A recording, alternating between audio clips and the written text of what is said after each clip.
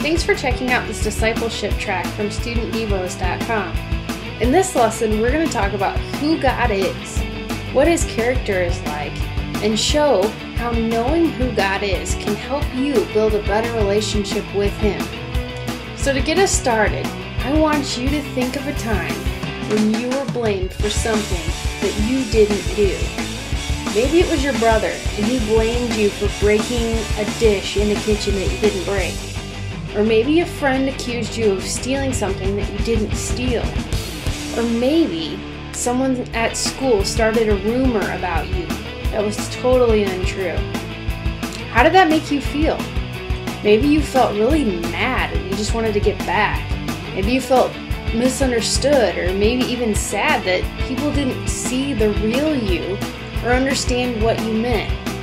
And it makes me wonder if God feels like that sometimes. You know, a lot of the time He gets blamed for stuff that He didn't do, or feel like, maybe He's kind of misrepresented in the media today, or by people that don't really know who He is. And the Bible has a lot to say about God's character, who God really is. And so we're going to talk about that, who God really is. And we're going to talk about God's character and the aspect of God's character that He is good. Now, in John 10, verse 10, it says this. It says that the thief's purpose is to steal, kill, and destroy, but my purpose is to give them a rich and satisfying life. Verse 11 says, I am the good shepherd. The good shepherd sacrifices his life for the sheep. So Jesus is saying here that He is good. He's saying that He's a good shepherd and He wants to give us a rich and satisfying life. Another verse in Matthew chapter 7, verses 7 through 11, puts it like this. It says, if your child asks for bread, do you trick him with sawdust? Or if he asks for fish, do you scare him with a snake on his plate?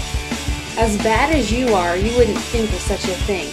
You're at least decent to your own children. So don't you think the God who conceived you in love will be even better? And this verse is just another example of how God is good. If you ask for God for something, He's not going to give you something bad or something that, you didn't want. If you really need something, God's not going to withhold it from you because God is good. He's not out there to strike you down or to hurt you or make your life miserable. He loves you and wants the best for your life. He wants you to be a success and to have a life that's satisfying. And that's good news. So how does knowing all this about God, about the fact that He's good, how does that help us? Well, first, it makes it easier for us to love God because we know that He loves us and He's good and He wants good things for us. It also makes it easier to live for God. See, when you know that God is good, it's easier to live for Him. Sometimes it might feel like living for God is not worth it or it's too hard. But when you know that God is good, it helps you. When you know that He's not trying to make your life harder, or that following Him is all about rules and commandments that you have to keep and stuff like that, it helps you because you know that God's good and He's got your back. So I just believe that this discipleship lesson has challenged you and helped remind you that God is good, that He's got your back and He has your best interests at heart. And so I encourage you to begin to develop a relationship with God. And if you've never started a relationship with God, you can. It's easy. So you just have to ask God. You have to ask Jesus to be number one into your life, to come into your heart, and you can start a relationship with Him.